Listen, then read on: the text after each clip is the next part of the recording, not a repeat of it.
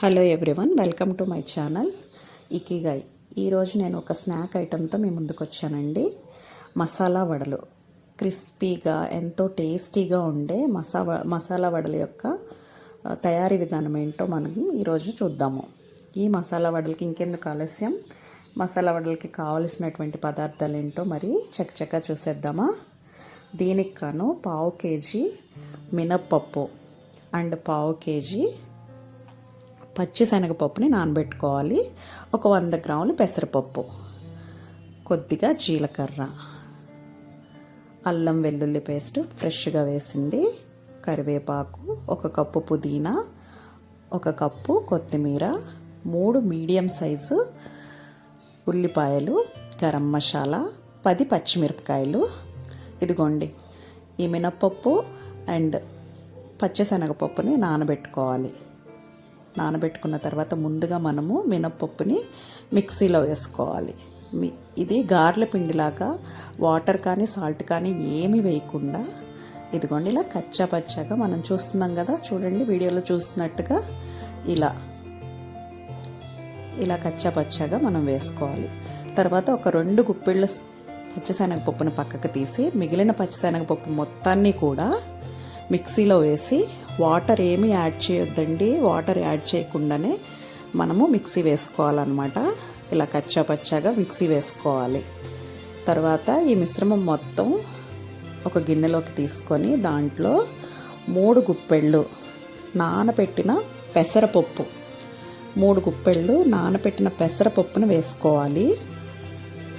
తర్వాత ఆల్రెడీ మనము పక్కకు తీసి పెట్టినటువంటి పచ్చిశనగపప్పు, నానబెట్టిన పచ్చిశనగపప్పును కూడా వేసుకోవాలి.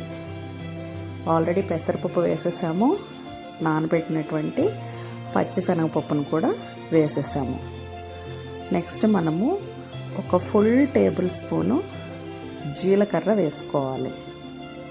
వీడియోలో చూపిస్తున్నట్టుగానే మనకి ఒక ఫుల్ టేబుల్ స్పూను జీలకర్ర. ఈ జీలకర్రని ఎక్కువ యూజ్ చేస్తే మళ్ళీ చేదొచ్చేస్తుంది, కాబట్టి వీడియోలో చూపించినట్టుగా ఒక ఫుల్ టేబుల్ స్పూను జీలకర్రని వేస్తున్నాను. జీలకర్ర వేసిన తర్వాత నెక్స్ట్ ఇంగ్రీడియంట్ పచ్చిమిరపకాయలు ఉన్నాయి కదా, దాన్ని పేస్ట్ చేసి వేసాను. మీకు కనుక అలా వద్దు అని అనుకుంటే కనుక చిన్న చిన్న ముక్కలుగా తరిగి వేసుకోవచ్చు అన్నమాట. ఈ పచ్చిమిరపకాయల్లో వాటర్ ఏమీ లేకుండా ఓన్లీ వాటర్ వేయకుండానే పేస్ట్ చేసి దీంట్లో వేసాను. దీనివల్ల ఏంటంటే ఈ పచ్చిమిర్చి ఫ్లేవర్ మొత్తం ఎంటైర్ మసాలా వాడికి పడుతుంది. ఒక ఫుల్ టేబుల్ స్పూను అల్లం వెల్లుల్లి పేస్ట్. ఇక్కడ అల్లం వెల్లుల్లి పేస్ట్ ఫ్రెష్ తీసుకోవాలండి, అప్పుడే మసాలా వాడికి ఆ టేస్ట్ అనేది వస్తుందన్నమాట. సో అల్లం వెల్లుల్లి పేస్ట్ మనము ఒక ఫుల్ టేబుల్ స్పూన్ తీసుకున్నాము. 1 టేబుల్ స్పూను సాల్ట్, ఇక్కడ పింక్ సాల్ట్ యూస్ చేస్తున్నాను. జనరల్గా మీ దగ్గర ఏ సాల్ట్ ఉంటే అది వాడచ్చు. బెటర్ టు అవాయిడ్ వైట్ సాల్ట్ని అవాయిడ్ చేసి పింక్ సాల్ట్ని యూస్ చేస్తే ఉన్న దాంట్లో కొంచెం హెల్దీ అన్నట్టు చెప్పచ్చు అన్నమాట. తర్వాత ఒక full table spoon garam masala.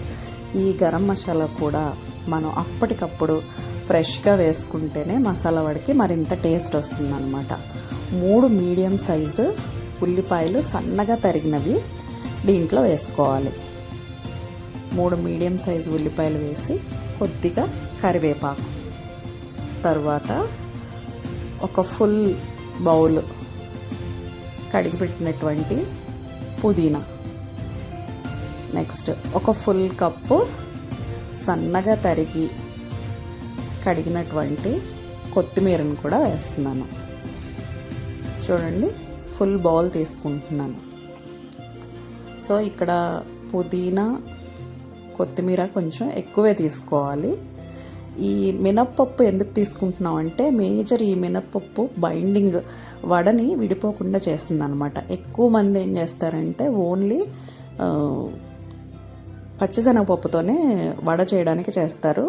But ఇక్కడ ఈ మినప్పప్పు తీసుకోవటం వల్ల ఏంటంటే మొత్తం వడ అంతా విడిపోకుండా దానికి ఉన్న బైండింగ్ కెపాసిటీ వల్ల వడ అనేది మంచిగా వస్తుందన్నమాట. సో ఈ మిశ్రమం మొత్తాన్ని కూడా బాగా మిక్స్ చేసుకోవాలి. ఇలా మిక్స్ చేసుకొని ఉప్పు అది సరిపోయిందో లేదో చూసుకోవాలన్నమాట.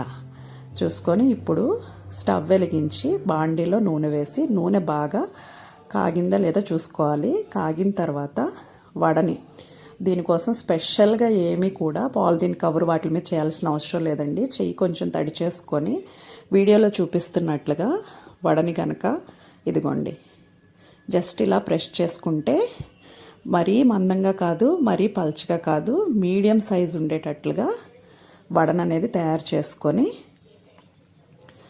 కాగిన నూనెలో కనుక ఈ మసాలా వడలు వేసి బ్రౌన్ కలర్ వచ్చేంత వరకు ఈ మసాలా వడల్ని వేయించుకోవాలన్నమాట. ఇదిగోండి ఇప్పుడు ఈ వీడియోలో చూపిస్తున్నాను కదా, ఈ కలర్ రావాలన్నమాట.